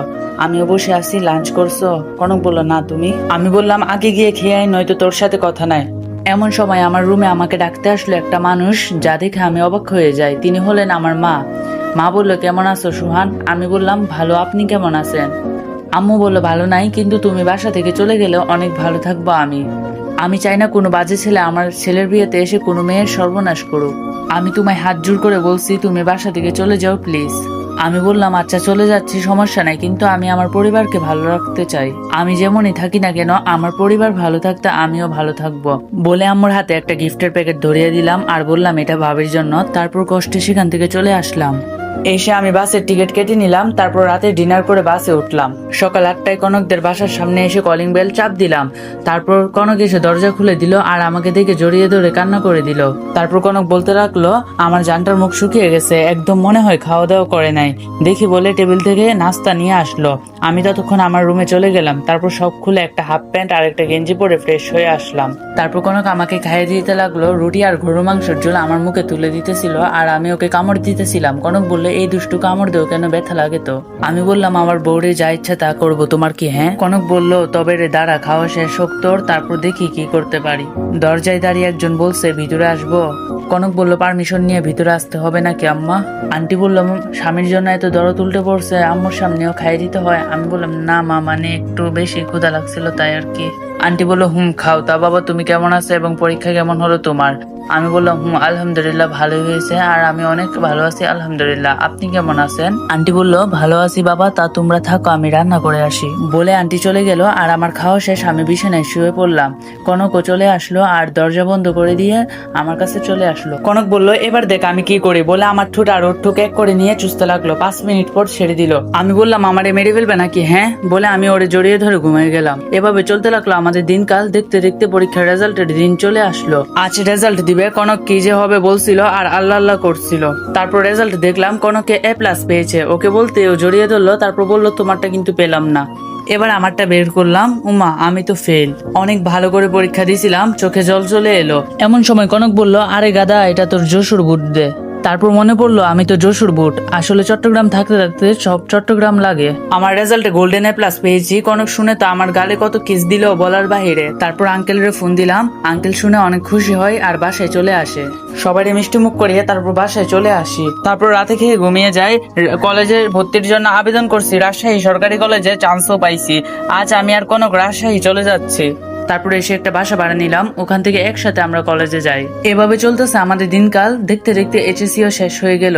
এবার জাতীয় বিশ্ববিদ্যালয়ে আবেদন করেছি, আলহামদুলিল্লাহ দুজনেই চান্স পেয়েছি। তারপর মাস্টার্স শেষ করলাম, আলহামদুলিল্লাহ এখন একটা চাকরি করি, মাসে বেতন তেমন পাই না, মাত্র 90,000 টাকা। আজকে আমাদের বিয়ে ভাবতে অবাক লাগছে। আমাদের ভালোবাসা আজ পূর্ণতা পাবে। তারপর এই ভালো মতো ইসলামের শরীয়ত মোতাবেক বিয়েটা হয়ে যায়। আজ আমার বাসর রাত, কিন্তু আমার অনেক খারাপ লাগছে। আজ আম্মুর কথা আমার খুব মনে পড়তেছে, কিন্তু নিয়তি যে এখানে আনছে। ভাবতে ভাবতে রুমক আমারে এসে সালাম করলো। আমি বললাম বেঁচে থাকো মা, বেঁচে থাকো। এটা শোনার পর কনক যা করলো আমি তা কল্পনাও করি নাই। তা হলো আমার গালে একটা ঠাস করে চোর মেরে বলল কুত্তা আমি তোর মা লাগি হ্যাঁ, বলে বিছানাতে চলে আসলো। আমিও ওর পিছু পিছু গেলাম। আমি বললাম এই যে ম্যাডাম আসেন, 2 রাকাত নফল নামাজ পড়েনি। নামাজের কথা শুনে কনক না করতে পারলো না। দুজন চলে গেলাম ওয়াশরুমে, উজু করে এসে নামাজ পড়ে আমি বিছানায় শুয়ে পড়লাম। কনকও শুয়ে পড়লো। আমি ওইদিকে ভাবতেছি আমার সাথে কনক এমন করতেছে কেন। কনক রে পিছন থেকে জড়িয়ে ধরলাম, দেখি ও এবার আমার দিকে ঘুরলো। তারপর আমি ওকে বললাম আমি জানি না আমার বউটা আমার উপর রাগ করে থাকতে পারবে না বলে একটা ভালোবাসার পরশ এঁকে দিলাম। কনক বলল তুমি আমাকে সব সময় রাগাও কেন? আমি বললাম তোমাকে রাগাতে আমার অনেক ভালো লাগে তাই, বলে বউরে একটা কিস দিলাম। ও বউ এবারের মতো মাফ করো, আর কোনোদিন বলবো না। কনক বলল আচ্ছা এবারের মতো মাফ করলাম, এরপর থেকে যদি বলতে দেখি আমার থেকে খারাপ কেউ হবে না, এ বলে দিলাম। হ্যাঁ বলে আমার বুকে এসে কান্না করে দিল। আমি বললাম আরে পাগলি কান্না করে নাকি কেউ এভাবে? জানো আজ আমার অনেক খারাপ লাগছে। আজ আমার একটা ভুলের কারণে আমার পরিবারের কাছে আমি খারাপ। কনক বলল আমার জান রে আমি কষ্ট পেতে দিব না, আমি আমার ভালোবাসা দিয়ে সবটুকু ভুলিয়ে দিব। আচ্ছা জান আমাকে একটা জিনিস দিবা? আমি বললাম একটা না 1000টা দিব। বলো কি রাখবে? কনক বলল আমি তোমার বাবুর আম্মু হতে চাই, বলে আমার বুকে মুখ লুকালো। আমি বললাম ও এ ব্যাপার, আচ্ছা এটা কাল হবে, আজ ছাদে চলো, বলে ওকে কুলে তুলে নিলাম। তারপর ছাদে চলে আসলাম। এসে ওর কুলে মাথা দিয়ে শুয়ে আছি আর ও আমার মাথায় হাত বুলিয়ে দিতেছে আর ওর জীবনের সুখ দুঃখের সব কথা বললো। তারপর আমি ছাদ থেকে রুমে চলে আসি। তারপর ফ্রেশ হয়ে একটা হাফ প্যান্ট আর একটা গেঞ্জি পরি। কনক ওয়াশরুম থেকে বের হয়ে আসে। ও একটা গেঞ্জি গেঞ্জি আর প্লাজো পরছে। ও আমার কাছে এসে আমাকে জড়িয়ে ধরে আমার সারা শরীরে কিস করতে থাকে। আমিও পাগল হয়ে গেছি। তারপর আমি আর নিজেকে কন্ট্রোল করতে পারলাম না। তারপর আর কি টি-20 খেলা শুরু হয়ে গেল। আপনারা কি দেখছেন? ওরা ওরার কাজ করছে, এসব দেখলে পাপ হয়। তারপর সোহানের ঘুম ভাঙলো কনকের ডাকে। কনক বলল, এই যান উঠে পড়া, আজান দিতেছে, গোসল করে নামাজ পড়তে আসো। তারপর আমি গোসল করে নামাজ পড়তে গেলাম। নামাজ পড়ে হাঁটাহাঁটি করে বাসায় চলে আসি। তারপর রুমে গেলাম। কি ব্যাপার কনক রে, দেখছি না কেন, কই গেল ও? বলে ওরে ডাকতে লাগলাম, এ কনক তুমি কই? কনক রান্নাঘর থেকে বললো, এই তো রান্নাঘরে আমি। ওর কাছে গেলাম। আমি তো হা হয়ে গেছি। যে মেয়ে আজ পর্যন্ত নিজের হাতে রান্না করে নাই, সে আজ রান্নাঘরে ভাবতে অবাক লাগে। কিন্তু ও ঘেমে আছে। আমি পিছন থেকে যে ওকে জড়িয়ে ধরে আছি আর ও রান্না করছে। এমন সময় আমার শাশুড়ি চলে আসে। আমি তো লজ্জায় শেষ। আমি আমার রুমে দৌড়ে চলে গেলাম। কনক নাস্তা খাওয়ার জন্য ডাকতে আসলে আমি ওকে রুমে আনতে বলি। তারপর আমার নাস্তা খাওয়াই দিয়ে সে নাস্তা করতে গেল। আমি বললাম, কনক রেডি হও, আমরা কুষ্টিয়া যাব। কনক বলল, তাই নাকি? বলে সব প্যাকিং করে নিল, আমারগুলোও প্যাকিং করে নিল। আসলে বিয়ের জন্য 15 দিন ছুটি পাইছি, তাই একটু ঘুরতে যাব। আজ যে কত বছর যায় না। মা যে বলছিল আমি থাকতে তার ছেলের বিয়েতে সমস্যা হবে, ওই দিন আসি আর যাওয়া হয় নাই। ওইসব ভাবতে ভাবতে কখন যে চোখ দিয়ে পানি পড়া শুরু করে দিছে আমিও বুঝতে পারি নাই। কনক বলল, আমার সামনে একটুও কান্না করবে না বলে দিলাম, আর আমি আর আমার বাপের বাড়ি থাকবো না। ওহ, আপনাদের তো বলাই হয় না, আমি একটা বাসা বানাইছি, 3 তলা বিশিষ্ট বাসা, ওইটা কুষ্টিয়াতে, কিন্তু কনক জানে না। তারপর সব রেডি করে আম্মা আব্বুর থেকে বিদায় নিয়ে চলে আসি। এসে 2টি টিকিট কাটি, তারপর বাসে উঠে পড়ি। নির্দিষ্ট সময়ে আমরা কুষ্টিয়া পৌঁছে যাই। তারপর আমার বাসার সামনে চলে আসি। এসে কনকরে বলি সারপ্রাইজ। কনক আমাকে জড়িয়ে ধরলো। আমি ওকে ছাড়িয়ে রুমে প্রবেশ করি। তারপর ফ্রেশ হয়ে ঘুমিয়ে পড়ি। পরের দিন সকালে খবর পাই আমাদের গ্রামে একটা বাসা নিলামে তুলছে। আমি কৌতূহলবশত গেলাম, 80 লাখ টাকাও নিলাম। এসে গ্রামের লোকের সাহায্য নিয়ে দেখি এটা তো আমার মামার বাসা। সবার দাম বলতেছে, কেউ 50 লাখের বেশি বলতেছে না। আমি গাড়ি থেকে নেমে বললাম 70 লাখ। এটা শুনে সবাই অবাক। আমার পরিবারে ওখানে আছে, কিন্তু আমি দামাদামি করে টাকা দিয়ে দিলাম। সবার মুখ থেকে শুনতেছি আমার মামি নাকি আমার মামার সব সম্পত্তি তার নিজের নামে লিখে নিছে। আমার মা আমারে দেখে আমার কাছে দূরে আসলো। এসে আমারে কান্না করতে করতে বলল, আমারে মাফ করে দিস বাবা, আমি না বুঝে তোকে এই 10 বছর আগে বাসা থেকে বের করে দিই, কিন্তু পরে তোর মেজো ভাই সত্যি কথা বলে। তারপর থেকে আমি তোরে খোঁজা শুরু করি, কিন্তু কোথাও পাই নাই। চলুন কি হয়েছিল সেদিন যে আমার মেজো ভাই সব সত্য কথা বলে দিয়েছিল জেনে আসি। সকালবেলা ভাইয়ের বুকের বাম পাশে ব্যথা করতেছে বলে চিৎকার করে উঠে, আর বাসার সবাই চলে আসে। দেখতে পাই ভাইয়া উমন করে পড়ে আছে। এমন সময় ভাইয়া বলে উঠে, আমি একটা সত্য কথা বলবো আজ, যদি না বলে আমার মৃত্যু হয়, পরে আমি নিজেকে কখনো ক্ষমা করতে পারবো না বলে বলতে লাগলো। সেদিন ছোট ওই কাজ করছিল না। সেদিন ছিলাম আমি আর মামি। ও ওর বই খুঁজতে ওর রুমে আসে আর আমাদের দেখে ফেলে, যার কারণে মামি ওকে কুপ্রস্তাব দেয়, কিন্তু ও মামিকে চড় মারে। আর আমি এই সুযোগে বাইরে থেকে আটকিয়ে দিই। তারপর তো তোমরাই বিচার করলে বলে চুপ হয়ে পড়লো, কারো কোনো কথা বলা না দেখে ওকে হাসপাতালে আনা হয়। ওর চিকিৎসা করা হলো। বর্তমান প্লিজ বাবা আমাকে মাফ করে দেয়, আমি আর পারছি না বলে আমার পা জড়িয়ে ধরতে যাবে, অমনি আমি তাকে জড়িয়ে ধরে কেঁদে দিলাম। তারপর বললাম, আমি কারো উপর রেগে নেই মা, আমি সবাইকে মাফ করে দিছি। মা বললো, চল আজ বাসায় চল। আমি বললাম, আচ্ছা যাচ্ছি। আপনারা হয়তো ভাবছেন আমাকে এত কষ্ট দিল আর আমি মাফ করে দিলাম, কারণ আমাদের নবী আমাদের মাফ করতে শিখাইছে, প্রতিশোধ নিতে না, তাই মাফ করে দিলাম। আমি আমার বাসার সামনে ভাবতে অবাক লাগছে। ভিতরে প্রবেশ করতে যাব এমন সময় একজন মেয়ে আমার কাছে এসে বলে, কে আপনি আর কি চাই? বয়স হবে 8 বছর। যাই হোক, আম্মু ছিল কাছে, যার কারণে আমি ঢুকতে পারি। আমি আমার শেষ চিরজানা রুমে গেলাম। আমি গিয়ে অবাক, আমার রুম অমনি আছে আর মনে হয় প্রতিদিন আমার রুম কেউ গুছিয়ে রাখে। যাই হোক, আমি ফ্রেশ হয়ে নিলাম। এর মধ্যে কনক আমারও অনেকগুলো কল দিয়ে আমি রিসিভ করতে পারি নাই, কারণ আমি ওয়াশরুমে ছিলাম। এসে ফোন দিলাম। আমি বললাম, বলো কি হয়েছে? কনক বললো, সে কখন থেকে ফোন দিতেছি কিন্তু ফোন ধরছো না। কোনো মেয়ের সাথে প্রেম করছো নাকি? ওহ, আমি তো পূরণ হয়ে গেছি, এখন আমারে ভালো লাগে না, তো অন্য মেয়ের কাছে যাও। আমি রাগ করে ফোন কেটে দিলাম। কনক এই আমারে চিনলো বলে আম্মু খেতে ডাকলো। আম্মু বললো, বাবা খেতে এই, তোর জন্য সবাই অপেক্ষা করছে। আমি খাবার টেবিলের সামনে গিয়ে বললাম, আমি আপনারা মাফ করছি বলে যে এই বাড়িতে খেতে হবে তা না। 10টা বছর আমার জীবন থেকে ফিরিয়ে নিছেন, পারবেন ফেরত দিতে? সেদিন যদি আমার শ্বশুর আমারে তার বাড়িতে জায়গা না দিত, তাহলে আমি এতদিন এত দূরে আগাতে পারতাম না। আম্মু বলল, আমাদের তো ভুল হয়ে গেছে বাবা, আমরা তো তোর কাছে মাফ চাইছি, আর এই হলো তোর ভাবে পরিচিত হয়ে নে। আমি বললাম, সেদিন কি বলছিলেন তোর মতো চরিত্রহীন আমার ছেলের বিয়েতে গিয়ে আবার কোন মেয়ের সর্বনাশ করবে, বেরিয়ে যা বাড়ি থেকে। সেদিন বাবার জন্য খুব কষ্ট পেয়েছিলাম, কারণ সবাই সব থেকে বেশি আমাকে বাবা ভালোবাসতেন। আর আজ পরিচিত হতে বলছেন, জানি না আজ আমার টাকা দেখে কি আমাকে পরিচিত হতে দিতেছেন। ভাবি বলল, আচ্ছা আপনি কে আর কি বলতেছেন এগুলো, আমি তো কিছু বুঝতে পারছি না। আর আমার স্বামীর তো কোনো ছোট ভাই নাই, তারা তো 2 ভাই। আমি বললাম, আজ থেকে 10 বছর আগে আমি তাদের সন্তান ছিলাম, ভাই ছিলাম, কিন্তু আমাকে মিথ্যা অপবাদ দিয়ে বাসা থেকে বের করে দেয় আমার মামি আর মেজো ভাই। বাসা থেকে বের হয়ে আমি চট্টগ্রাম চলে যাই। ভাগ্যের কি খেলা দেখেন, ওখানে আমার বউয়ের ছোট ভাই আর তার বাবাকে আমি রক্ষা করি ডাকাতদের হাত থেকে। আমিও আঘাত পাই। তারপর তারা তাদের বাড়িতে নিয়ে যায়, আমাকে সকল সুবিধা দেয়। তারপর আমি প্রতিষ্ঠিত হয়ে উঠি, তারপর তার মেয়েকে বিয়ে করি। আর এখন আমি কুষ্টিয়াতে একটা বাড়িও আছে। আজ কি নাই, আমার ব্যাংকের ব্যালেন্স, টাকা পয়সা, গাড়ি বাড়ি সব আছে, কিন্তু আমার অতীতটা যে অনেক ভয়াবহ, বলছিলাম না, কান্না করছিলাম।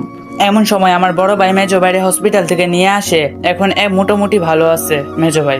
আমাকে দেখে সে পা ধরে মাফ চাইলো। আমি বললাম সেদিন কি অন্যায় করছিলাম যার কারণে একটা ছোট ছেলেকে মিথ্যা অপবাদ দিয়ে বাসা থেকে বের করে দিছিলেন, বলে আমি চলে আসতে যাব। এমন সময় ভাইয়ের মেয়ে আমার হাত ধরে বলে, চাচ্চু তুমি কোথায় যাচ্ছ? আমি বললাম, কোথাও না মা, আমি বাসায় যাচ্ছি, তোমার ছোট আম্মু একা বাসায়। বলে চলে আসলাম। এসে মনে পড়লো আমার পাগলিটা অনেক কষ্ট পাইছে, তাই তার জন্য ফুচকা, চকলেট, আইসক্রিম আর এক টুকরা গোলাপ ফুল নিয়ে বাসায় গেলাম। আমিও অবাক, ওর চোখ একদম লাল হয়ে আছে, নিশ্চয়ই কান্না করছে। আমি গিয়ে ফ্রেশ হয়ে খেতে গেলাম। আজ আর কেউ খাইয়ে দিল না। আমি খেয়ে রুমে যেয়ে দেখি কনক যেন কার সাথে কথা বলছে, আমাকে দেখে কেটে দিল, কিন্তু আমি সন্দেহ করি নাই। আমি কনকরে যা আনছিলাম সব দিলাম, গোলাপটা বাদে। ও বললো, এসব আমার লাগবে না, যে মেয়ের কাছে ছিলি তার কাছে যা, আমি কে তোর, আমি তো এখন পুরাতন, আমারে তো আর ভালো লাগে না। আমি ওকে পিছন থেকে জড়িয়ে ধরে বললাম, কে বলেছে আমার বউ পুরাতন, ও তো আমার কাছে সব সময় নতুন। কনক বলল, তাহলে ওই মেয়ের কাছে গেলি কেন, আমার কি কোনো কিছু কম আছে?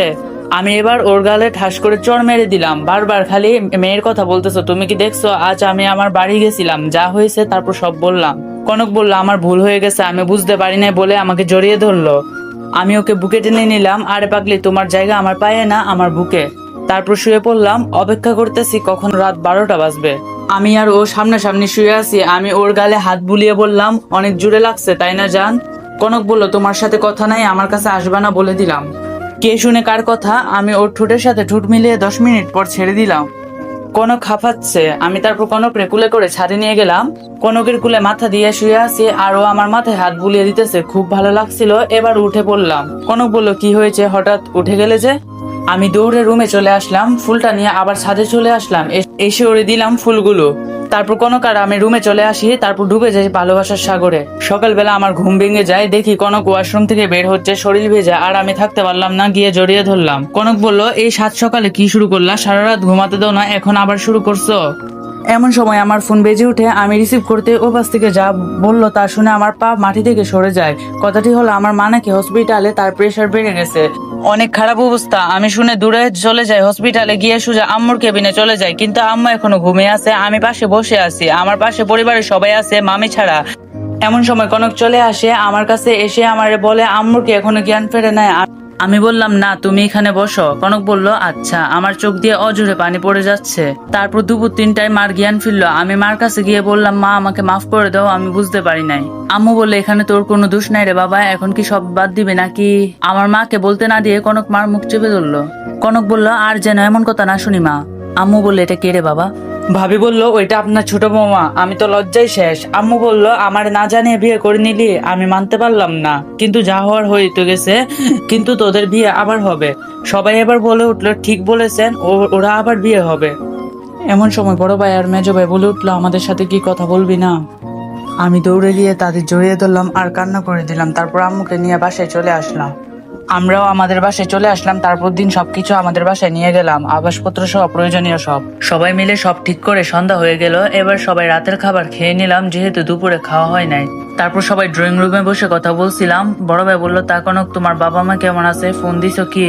কনক বলল, জি ভাইয়া ভালো আছে, কিন্তু এখনো ফোন দেই নাই। আম্মু বলল, এখনই ফোন দাও ফার্স্ট। কনক বলল, আচ্ছা আম্মু, বলে ফোন দিল। আর আমি বসে থাকতে ভালো লাগতেছে না, তাই আমি আমার রুমে চলে আসলাম। আর অনেক বছর গেম খেলা হয় নাই, পিসিটা অন করলাম, মনের ইচ্ছা মতো গেম খেলছি। এদিকে কনক ফোন দিল তার বাবার কাছে। তারপর আম্মু ফোনটা নিয়ে নিল। ওই পাশ থেকে বলল, কিরে মা, কেমন আছিস? আম্মু বলল, আসসালামু আলাইকুম বিআই সাহেব, কেমন আছেন? কনকের আব্বু বলল, আলহামদুলিল্লাহ ভালো আছি, কিন্তু আপনি কে, আপনাকে তো চিনলাম না। আম্মু বলল আমি সুহানের আম্মু। কনকের আব্বু বলল কিন্তু এইসব কিভাবে হলো, ওকে তো বাড়ি থেকে বের করে দিছিলেন, কিন্তু এখন। আম্মু বলল যাই হোক সব ভুলে যান ভাই, আমি কনক আর সুহানের আবার বিয়ে দিতে চাই, আপনি কি বলতেছেন? কনকের আব্বু বলল আরে এটা তো ভালো প্রস্তাব, আচ্ছা সামনে শুক্রবার ওদের বিয়ে, কি বলেন বিয়াইন? আম্মু বলল আচ্ছা বিয়াইন, তা বিয়াইন কেমন আছে? কনকের আব্বু বলল জি ভালো আছে, আর তা আমার মা কেমন আছে? আম্মু বলল কনকও ভালো আছে। কনকের আব্বু বলল তাহলে সব ঠিকঠাক করি, আর আমি কনকরে কালকে আনতে যাবো না। আম্মু বলল আচ্ছা ভাই বলে কল কেটে দেয়। আর কনক আমার রুমে চলে এসে দেখে আমি গেম খেলছি, আমার কুলে এসে বসে। কনক বলল জান আমি কাল চলে যাবা। আমি বলি কোথায় যাবা? তারপর কনক সব বুঝিয়ে বলে। এটা শুনে আমি কান্না করে দিই, কারণ এক মুহূর্ত আমি কনকরে ছাড়া ভাবতে পারি না। কনক বলল জান 7 দিনেই তো, তারপর থেকে তো আমি সারা জীবন তোমার কাছে থাকবো। আমি বলি কিন্তু। কনক বলল কোনো কিন্তু নয়, আর 1 সপ্তাহ আমারে পাবা না, তাই আজকে সারা রাত যা ইচ্ছা তাই করে ফেলো বলে সুহানের মুখ লুকায়। তারপর সুহান কনকরে কুলে করে বিছানে নিয়ে যায় আর ইচ্ছা মতো কিস করতে থাকে। কনকের নিঃশ্বাস গরম হয়ে যায়। তারপর সুহান কনকের কাপড় খুলে ফেললো। কনক এর নাভি আজ খুব আকর্ষণীয় লাগছে, তাই ইচ্ছে মতো কিস করে সুহান। তারপর যা হবার তাই হয়। তারপর দুজনকে জড়িয়ে ঘুমিয়ে যায়। সকালে সুহানের ঘুম ভাঙে কনকের ডাকে। তারপর সুহান গোসল করে নামাজ পড়ে বাইরে হাঁটাহাঁটি করে চলে আসে। তারপর নাস্তা করে ঘুমিয়ে পড়ে। ঘুম ভাঙলো ভাবির ডাকে। ভাবি বলল এই সাহেব উঠো, কিছু কথা আছে তোমার সাথে। আমি উঠে বললাম ভাবি আপনি আমার রুমে? ভাবি বলল আমি বললাম আচ্ছা মামির কি হয়েছিল যে মামার সব সম্পত্তি নিজের নামে লিখে নিল? এমন সময় ভাবি যা বললো তা শুনে আমার মাথা ফুল গরম হয়ে গেল, কারণ মামি নাকি মামাকে টাকার জন্য মানুষের সামনে জুতা দিয়ে পিটছিল। আমি বললাম আচ্ছা ভাবি সে এখন কোথায় আছে? ভাবি বলল তার বাপের বাড়িতে। আমি বললাম একটা বুদ্ধি বের করো যেটা দিয়ে আবার সব সম্পত্তি ফিরিয়ে আনা যাবে। ভাবি বলল আচ্ছা আমি আজ রাতে ভাববো না, এখন যাও গোসল করে নাও, লাঞ্চ করতে হবে। আমি আচ্ছা বলে ওয়াশরুমে ঢুকলাম।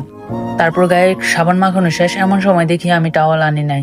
আমি বললাম এই কনক টাওয়ালটা কোথায়, দিয়ে যাও তো। কনক বলল আচ্ছা আনছি। তারপর ওয়াশরুমের দরজা খুলে ওর হাতটা ধরে ভিতরে নিয়ে আটকে দিলাম। কনক বলল এই কুত্তা, তুই টাওয়ালের নাম করে আমার ওয়াশরুমে ঢুকালি। আমি বললাম জান আজকে একসাথে গোসল করি বলে ওকে একটা কিস করি, তারপর আমার গায়ে সাবান মাখিয়ে দেয় কনক, আমিও ওর গায়ে সাবান মাখিয়ে দিই। তারপর গোসল করে বের হয়ে রেডি হয়ে নিচে চলে আসি খাওয়ার জন্য। ভাইয়ের মেয়ে বলল চাচু তোমার জন্য কোনো রান্না আম্মু করে নাই, তুমি খেতে পারবা না। ওর নাম হচ্ছে সাদিয়া আফরিন, সবাই আফরিন বলে ডাকে। আমি বললাম কি ভুল করছি তাই বলো। আফরিন বলল কাল এখানে আসছো, আমার সাথে একটাও কথা বলো নাই, আর আমার জন্য চকলেট আইসক্রিম কিছুই আনো নাই। আমি বললাম ও এই ব্যাপার, ছোট আম্মু একটু পর বাসায় চলে যাবে, তারপর তোমাকে নিয়ে ঘুরতে যাব। কেমন? আফরিন বলল তুমি খুব ভালো চাচ্ছু। তারপর সবাই খাচ্ছি, এমন সময় কে যেন কলিং বেল বাজালো। আমি গিয়ে দরজা খুলে দিলাম, দেখি আমার পুলার নানা ভাই। আমি বললাম আসসালামু আলাইকুম বাবা, কেমন আছেন? বাবা বলল ওয়ালাইকুম সালাম, আলহামদুলিল্লাহ ভালো। বাবা তুমি কেমন আছো? আমি বললাম আমিও আলহামদুলিল্লাহ ভালো আছি, আসেন ভিতরে আসেন।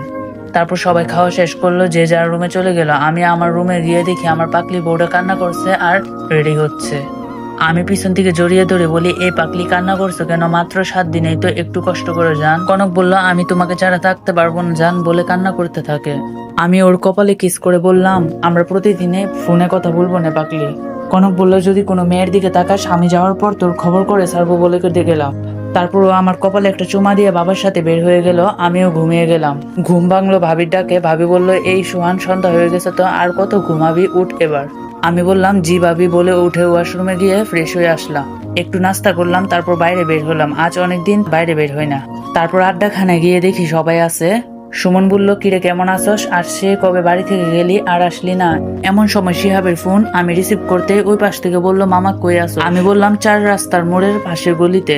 শিহাব বলল থাক আমি আসছি বলে কল কেটে দিল। আমিও দোকানে বসলাম। মামা একটা চা দেন তো বলে একটা কলা রুটি খেতে লাগলাম। তারপর খাওয়া শেষ করে দেখি শিহাব বলে কিরে মামা খুশির খবর আছে? আমি বললাম কি হয়েছে? শিহাব বলল রাফিয়ার সাথে আমার প্রেম হয়েছে মামা।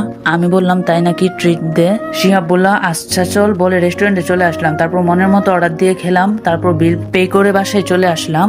এসে দরজা খুলে দিল একজন। আমি তো দেখে অবাক, সে হলো আমার আপু, তার নাম হলো কাকলি আক্তার রিয়া। আমি বললাম আসসালামু আলাইকুম আপু, কেমন আছো? আপু বললো ওয়ালাইকুম সালাম বলে রুমে চলে গেল। আমি ভাবছি আমার সাথে হয়তো রাগ করছে। তারপর আমি আমার রুমে গিয়ে ফ্রেশ হয়ে ঘুমানোর প্রস্তুতি নিলাম। কখন যে ঘুমিয়ে গেছি খেয়াল করি নাই। এদিকে কনক আর তার বাবা রিক্সা করে বাস স্ট্যান্ড আসতেছিল। এমন রিক্সায় উঠছে সে চালাইতেই পারছে না। এটা দেখে কনকের বাবা একটু রাগ হলো আর বলল রিক্সা চালাতে পারো না তো চালাতে যাও কেন? রিক্সাওয়ালা বলল স্যার আমাদের যে চালাইতে হবে, না হলে খাবো কি? কনক একটু অবাক হলো আর সন্দেহ করলো। কনক বলল আচ্ছা আপনার পরিবারে কে কে আছে? রিক্সাওয়ালা বলল ম্যাম আমার এ দুনিয়ায় আপন বলতে কেউ নাই, ছোটবেলা থেকে বাপ মাকে দেখি নাই। ছেলেটার কথা বলার স্টাইল দেখে সামাদ সাহেব মানে কনকের বাবা বলে, আচ্ছা তোমার কেউ নাই? রিক্সাওয়ালা বলল, আমার একটা দাদু ছিল কিন্তু সে আমাকে ছেড়ে চলে গেছে আজ 7 দিন, তার পেশায় আমি এখন আসি। আমার দাদু নাকি আমাকে মজমপুর পাই, তারপর থেকে তার কাছে থাকতাম, কিন্তু আজ সেও নাই বলে ছেলেটা কান্না করে দিল। এতক্ষণে তারা বাস স্ট্যান্ডে চলে এসেছে, ভাড়া দিতে যাবে এমন সময় সামাদ সাহেবের চোখ আটকে যায় নাইমের গলার দিকে, মানে নাইমের জন্মদাগ। সামাদ সাহেব বললেন, এটা কিসের দাগ তোমার গলার নিচে? নাইম বলল, জি স্যার, ওইটা আমার জন্মদাগ। কেন? অমনি নাইম রে জড়াই ধরে চিৎকার করে বলতে থাকে, বাবা তুই কোথায় ছিলি এতদিন? তোরে আমি অনেক খুঁজেছি কিন্তু পাই নাই, আমারে মাফ করে দিস। কনক আর নাইম তো দেখে অবাক, কি হচ্ছে এগুলো? কনক বলল, বাবা তোমার তো একটাও ছেলে নাই, তাহলে ইনিকে? কনকের আব্বু বলল, এসব পরে হবে বাবা, তুই চল এখন আমাদের সাথে। নাইম বলল, আমি যেতে পারবো না, আমি যে আপনার ছেলে তার প্রমাণ কি? কনকের বাবা বলল, প্রমাণ লাগবে? তাহলে তোর জামাটা খুল, দেখ ওখানে একটা দাগ আছে, ছোটবেলায় কেটে গেছিল। নাইম জামা খুললো, তারপর কনক বলল, দেখো সত্যি সত্যি পিঠে দাগ আছে। তারপর আর বুঝতে বাকি রইলো না। নাইম বলল, আচ্ছা আমি যাচ্ছি, কিন্তু দাদুর এগুলো কে দেখবে? তারপর একজন পরিচিত লোককে তার সকল দায়িত্ব দিয়ে নাইমের সার্টিফিকেট সহ মাস্টার্সের বইগুলো নিয়ে তারা বাসে উঠে পড়ে। সঠিক সময় তারা পৌঁছে যায় চট্টগ্রাম। তারপর রিক্সা করে বাসায় চলে আসে, এসে বাসার সামনে এসে বলে, ম্যাডাম এটা কি আপনাদের বাসা? কনক বলল, জি। তারপর কলিং বেল বাজলো, কনকের খালামণি দরজা খুলে দিল। কনক, এই ছেলেটা কি আর এখানে যে? কনক বলল, এটা আমার ভাইয়া। আর নাইমের রুম দেখিয়ে দেওয়া হলো। তারপর সে ফ্রেশ হয়ে নিচে চলে এলো। সবাই রাতের খাবার খাচ্ছে। সাদমান সাহেব বলল, বুঝলা কনক, তোমার ছোট ভাই তোমার আপন ভাই না। নীলে চলে যাওয়ার পর তুমি ছিলা অনেক ছোট, তারপর একদিন তোমার ছোট ভাইরে নিয়ে আসি, সেটা তোমার খালার জন্য।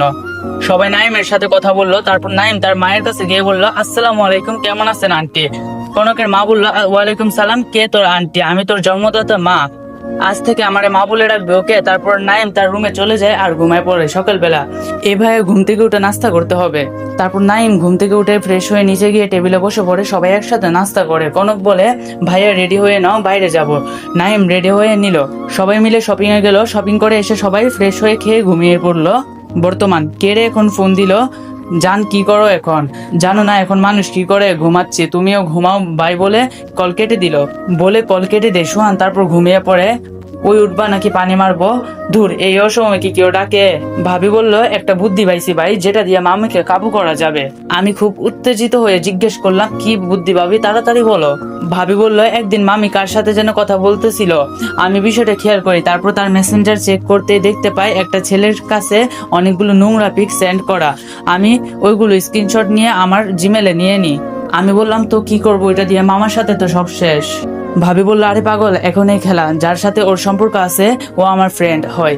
আমি ওরে সব বলছি। ও বলল, কাল রাতে আমাকে ঠিকানায় যেতে হবে তোর সাথে। আমি বললাম, আচ্ছা ভাবি বলে ওয়াশরুমে ঢুকলাম। তারপর ফ্রেশ হয়ে নাস্তা করে শেষে রুমে আসলাম। বউরে দেখি একটা ফোন দিয়ে, ফোন যাচ্ছে কিন্তু রিসিভ হচ্ছে না। তারপর আবার দিলাম, এখন ওয়েটিং এ আছে। 10 মিনিট পর কল আসলো। কনক বলল, কি হয়েছে? দেখতেছো না ফোনে কথা বলতেছি, তাও ফোন দিতেছো, কি হয়েছে? বারবার যে ফোন দিচ্ছে। আমি বললাম, আমার বউয়ের কাছে আমি যত ইচ্ছে ফোন দিব, তোমার কি? কনক বলল, হয়েছে হয়েছে, কি বলবা তাড়াতাড়ি বলো। আমি বললাম, এত বিজি বলে ফোন রেখে দিলাম। তারপর ভাবির রুমে আসলাম। মামুনি, তুমি না ঘুরতে যেতে চেয়েছিলা, চলো এখন ঘুরে আসি আমরা। আমি বললাম, ভাবি আমার আম্মুকে রেডি করাই দাও। তারপর ভাবি রেডি করাই দিল। আমি আর আফরিন বের হয়ে গেলাম বাসা থেকে। অনেক জায়গায় ঘুরলাম, ফুচকা, হালিম, আরো অনেক কিছু খেলাম। তারপর ওকে কিছু খেলনা কিনে দিয়ে তারপর বাসায় চলে আসলাম। গোসল করে খাওয়া দাওয়া করে শুয়ে আছি, এমন সময় আম্মু আমার রুমে। আম্মু বললো, সোহান রেডি হয়ে শপিং করতে যেতে হবে। আমি রেডি হয়ে নিলাম। তারপর সবাই বের হয়ে আসলাম, নিজেদের বাসার গাড়ি নিয়ে বের হয়ে পড়লাম। তারপর শপিং করে আস্তে আস্তে রাত হয়ে গেল। বাসায় এসে ফ্রেশ হয়ে ঘুমিয়ে গেলাম। আজ সকালে ঘুম ভাঙলো জান্নাতের ডাকে। জান্নাত আমার খালাতো বোন। ওই শালা উঠ, সে কখন থেকে তোরে ডাকছি, উঠ বলছি। ঘুম ঘুম চোখে আমি বললাম, তোরা কখন আসলি রে? জান্নাত বলল, এই মাত্র আসলাম, দেখি তুই ঘুমাচ্ছিস, তাই ডাকলাম। তোর যে আজ গায়ে হলুদ, মনে আছে? আমি বললাম, আমার মনে নাই তো, তোর মনে আছে শালি, তুই নিচে যা। বলে আমি ফ্রেশ হয়ে নাস্তা করে নিলাম। তারপর ভাবিরা আসলো আমার গোসল করানোর জন্য। গ্রামে এটা বেশি হয়। আমার এক ভাবি বলে, প্যান্ট খুলে লুঙ্গি পরে নে। আমি তো লজ্জায় শেষ। তারপর লুঙ্গি পরে গোসল করাই দিল। আবার ঝামেলায়, এখন টাকা না দিলে কিছু পড়তে দিবে না, তাও 1 টাকা না 5,000 টাকা। কি আর করব, আম্মুরে বললাম আমার মানি ব্যাগ থেকে দিতে। তারপর গায়ে হলুদ শেষ হলো। এখন ভাবির সাথে সেই লোকটি দেওয়া ঠিকানায় যাব। তারপর দুজন বের হয়ে পড়লাম, নির্দিষ্ট স্থানে চলে আসলাম। তারপর সেই লোকটি প্লাস মামি, আমি গিয়েই দিলাম ঠাস করে এক চট। কুত্তার বাচ্চা, তুই আমার মিথ্যা অপবাদ দিয়ে বাসা থেকে বের করেছিস। তোর জন্য আমার মেজো ভাই আমার কাছে কালার ছিল, আবার আমার মামার সব সম্পত্তি নিয়ে নিলি। চুপ করে আছে, কোনো কথা বলছে না। তারপর ভাবি বললো, মামি এই স্ক্রিনশট গুলো কি সবাইকে দেখাবো নাকি ভাইরাল করে দিব? ওটা দেখে আমার মামি মাথায় হাত দিয়ে বসে বললো, কারণ ওখানে তার এমন ছবি রয়েছে যে কেউ দেখলে বুঝতে পারবে। তারপর মামি বললো, কি চাও আমার কাছে, আমি তা দিব, কিন্তু আমার পিক ভাইরাল করে না। তারপর ভাবি বললো, এখানে একটা সই করে দেন তাহলেই হবে। ভাবি আগে থেকে সব কাগজ গুছিয়ে রাখছিল, তাই শুধু মামির সই হলে হলো। তারপর সেই সই করে দিল মামি। তারপর সেই ছেলেটাকে বললো, তাহলে চলো বাসায়। সেই ছেলেটা বললো, কিসের বাসা, আর আমি কি তোকে বিয়ে করবো? আমি তোরে এতদিন বুক করছি, তাই বলে হেসে দিল। তারপর আমি বললাম, কেন আমার না মিথ্যা অপবাদ দিছিলা, আমার মামার সব সম্পত্তি নিছিলা, এখন আর কি কিছু আছে তোমার? নাই তো, আল্লাহ যা করে ভালোর জন্য করে, বলে আল্লাহ হাফিজ বললাম। এটা বলে ভাবিরা আর তার বন্ধুরা নিয়ে গাড়িতে উঠে পড়লাম। জানি না কতক্ষণ যে মামি ওখানে দাঁড়াইছিল। আল্লাহ মানুষকে ছাড় দেন, কিন্তু ছেড়ে দেন একদিন না একদিন, সেটা শাস্তি দেয়নি। তারপর আমরা মনের আনন্দে বাসায় চলে আসলাম। এসে দেখি আমার মামা আমাদের বাসায়। তারপর আমি এসে আমার রুমে চলে আসলাম। তারপর মামারে বলি, মামা কাল রাত 11টায় তোমাদের জন্য সারপ্রাইজ আছে। মামা বললো, আচ্ছা ওয়েট করবো ইনশাআল্লাহ। তারপর সবাই খাওয়া দাওয়া শেষ করে ঘুমিয়ে পড়লাম। সকালে উঠে দিকে 8টা বাজে। ওয়াশরুমে গিয়ে ফ্রেশ হয়ে নাস্তা করে নিলাম। তারপর নাস্তা করতে বসলাম। সবাই নাস্তা খাচ্ছি আর টুকটাক কথা বলছি। নাস্তা শেষ করে আমি আমার রুমে চলে আসলাম। আজ আমার বিয়ে, মনের মধ্যে কেমন একটা অন্যরকম অনুভূতি হচ্ছে। এমন সময় ভাবি আসলো, কিরে গোসল করবি কখন? তাড়াতাড়ি গোসল করে রেডি হয়ে নে। আমি গোসল করে রেডি হয়ে নিলাম। তারপর বাড়ি থেকে বের হলাম। সঠিক সময় কনকদের বাসায় পৌঁছে গেলাম। আমার আর কনককে একসাথে বসায় রাখা হয়েছে, কিন্তু সে কোনো কথা বলছে না। এমন সময় কাজী চলে আসলো। তারপর আমাদের বসানো হলো। কাজী সব ঠিকঠাক করলো। তারপর কনকরে বললো, মা তুমি কি এই বিয়ে কবুল করছো? কনক বললো হুম। তারপর 3বার কবুল বলা হলো। কনক বললো, কবুল কবুল কবুল। তারপর কাজী বলল, আলহামদুলিল্লাহ। তা বাবা তুমি কি তাকে গ্রহণ করছো? আমি বলছিলাম জি। কাজী বলল, কবুল বলো 3বার। আমি বললাম কবুল কবুল কবুল। তারপর মোনাজাত করে খাওয়া দাওয়া পালা। আমাদের একটা স্টেজে বসানো হলো। আমার পাশে আমার মামা, বড় ভাই, মেজো ভাই, শিহাব আর সুমন বসলো। একটা প্লেটে অনেক খাবার সাজানো। একটু খেয়াল করলাম, এটা কিসের মাথা? শিহাব বলল, খাসির। আমার তো রাগ হয়ে গেল। আমি বললাম, তুমি জানো না আমি যে খাসি খাই না, তারপরও কেন নিলা? আর তারপর আমার আলাদা একটা প্লেটে দেওয়া হয়। তারপর খাওয়া দাওয়া শেষ, এবার বিদায়ের পালা। কনকের বাবা বলল, সোহান তুমি আমার মেয়েটাকে কষ্ট দিও না প্লিজ। আমি বললাম, বাবা আপনি কোনো চিন্তা করবেন না, বলে বের হয়ে পড়লাম। এই সেমরি, আমার সাথে তোর কি হয়েছে রে? কথা বলছোস না যে? কনক বলল, কি হবে, এমনি কথা বলছি না, তাতে তোমার কি? আমি কে তোমার যে তোমার সাথে কথা বলবো? তুই আমার বিয়ে করাবো বুঝছস? বলে আর কিছু বললাম না। কনকও কোনো কথা বললো না। তারপর আমাদের বাসায় চলে আসলাম। আস্তে আস্তে রাত 8টা বেজে গেল। তারপর সবাই আমাদের জন্য অনেক দোয়া ও করলো। কনকরে আমার রুমে নিয়ে গেলাম আর আমি গেলাম ভাবির রুমে। ভাবি, মামারে আজ রাত 11টায় ছাদে ডেকে নিয়ে যাইও, আমি ওখানেই থাকবো। বলে আমি আমার রুমে ঢুকতে যাব। এমন সময় জান্নাত বলে উঠে, এত সহজে ঢুকতে দিব না, আগে 10,000 টাকা বের কর। তারপর বোন প্লিজ, আমার কাছে 7,000 টাকা আছে, তুই এটা রাখ। বলে ওর কাছে টাকাটা দিয়ে আমি রুমে গিয়ে ওয়াশরুমে ঢুকে সব খুলে একটা প্যান্ট আর একটা গেঞ্জি বললাম। তারপর সকল দলিল নিয়ে ছাদে চলে গেলাম। কনক একটাও কথা বললো না আমার সাথে। আমি ছাদে এসে একটা সিগারেট ধরিয়ে টানতে লাগলাম। তারপর দেখি 11:59 বাজে। আমি ফেলে দিলাম সিগারেট। তারপর ভাবি আর মামা আসলো। মামা বললো, কি সারপ্রাইজ রে, যার জন্য এখানে আনলি? আমি বললাম, চোখটা বন্ধ করো। তারপর মামা চোখ বন্ধ করলো। আমি তার হাতে সবকিছু ধরিয়ে দিলাম। তারপর চোখ খুলতে বললাম। সে তো দেখে অবাক, আমারে খুশিতে জড়িয়ে ধরলো। আমি ভাবিকে দেখিয়ে বললাম, আমি একা না, ওই মানুষটাও আমার সাথে আছে। তারপর মামা ভাবিকে ধন্যবাদ দিয়ে নিচে চলে আসলাম। ভাবি বলল, আমাদের সাথে কেন আসিস? যা তোর বউয়ের কাছে যা। তারপর আমি আমার রুমে চলে আসলাম। দেখি সবাই গল্প করছে, আমারে দেখে চলে গেল। শিহাব কানে কানে বলে গেল, বিড়ালটা মারাই চাই। তারপর কনক আমার সালাম করলো। তারপর 2 রাকাত নামাজ পড়ে আল্লাহর কাছে চাইলাম। তারপর খাটে গিয়ে বসলাম। আচ্ছা আমার সাথে কথা বলতেছো না কেন? আমি কি কোনো দোষ করলাম? কনক বলল, অনেক দোষ করছো, আমার এই 7 দিন টাইম দাও না, আমি ক্ষমা চাচ্ছি, বউ আর হবে না। সে বলল, তার জন্য সাজা পেতে হবে। আমি বললাম, বলো কি করতে হবে? সে বলল, আমাকে নিয়ে কুলে করে ছাদে নিয়ে চলো। তারপর ছাদে এনে ওর কুলে মাথা রেখে গল্প করলাম অনেকক্ষণ। তারপর রুমে চলে আসলাম। আমি বললাম, আচ্ছা কনক বলো তো, বিড়াল মারার কথা কিন্তু কিভাবে মারবো একটু বলো তো। তারপর কনক বলল, ওরে শয়তান, আমার কাছে আসো শিখিয়ে দি। বলে ওর কাছে গেলাম। তারপর বাকিটা ইতিহাস।